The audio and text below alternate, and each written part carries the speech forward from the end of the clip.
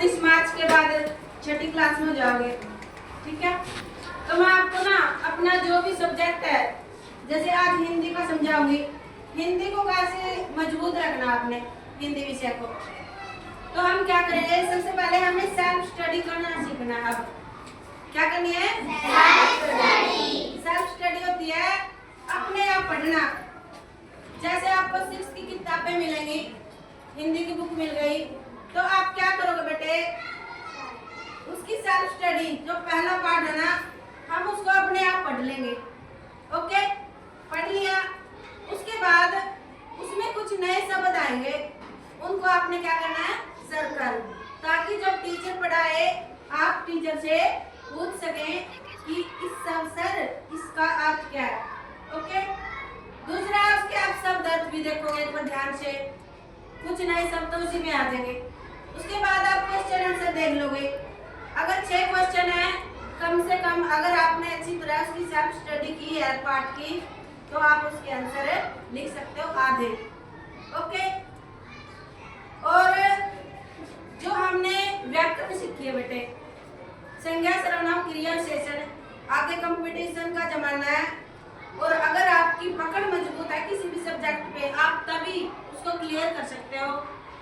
मैंने आपको सिखा दिया संज्ञा सर्वनाम क्रिया विशेषण। एक कॉपी लगाओगे आप, जैसे ये पार्ट है आपके पास, ओके, तो उसमें आप टीचर के पढ़ाने से पहले ही 4 चीज जरूर छांटोगे पार्ट में से, संज्ञा शब्द, सर्वनाम शब्द, क्रिया शब्द और विशेषण शब्द। अगर आप ये करोगे हर क्लास में सेल्फ स्टडी करके, आप अगर खुद ऐसा करोगे, इससे आपकी व्याकरण बहुत मजबूत होगी और आपको किसी भी क्लास में, मतलब आप हिंदी में टॉप करोगे, बहुत अच्छे मार्क्स आएंगे आपके। और जो आगे कंपटीशन होता है ना, कंपटीशनों में हिंदी तो आती है 30 नंबर की, और उसमें अब तक है, उसमें एक तो पैसेज आता है, अगर आपको पैसेज पढ़ना आ गया, उसको समझना आ गया, आप उसके आंसर आसानी से दे सकते हो। दूसरे सारे व्याकरण के प्रश्न आते हैं उसमें, संज्ञा सर्वनाम क्रिया विशेषण, और आगे इसके पार्ट आ जाएंगे, विराम चिन्ह भी आपको सिखा रखे हैं।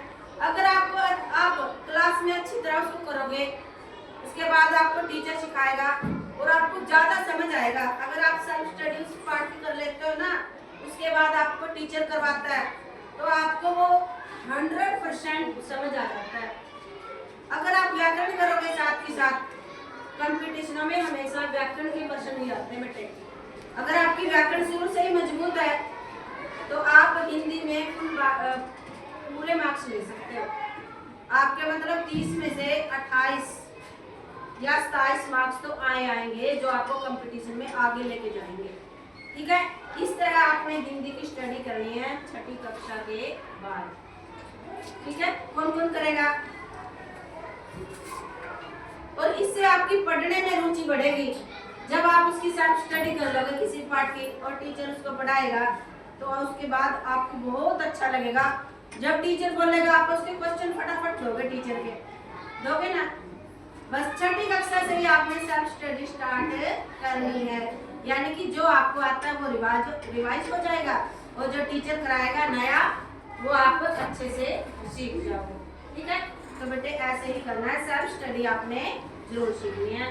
फिर आप कभी भी उस सब्जेक्ट जिसकी आप सेल्फ स्टडी करते हो, उस सब्जेक्ट में आप पीछे कभी नहीं जाओगे। ओके।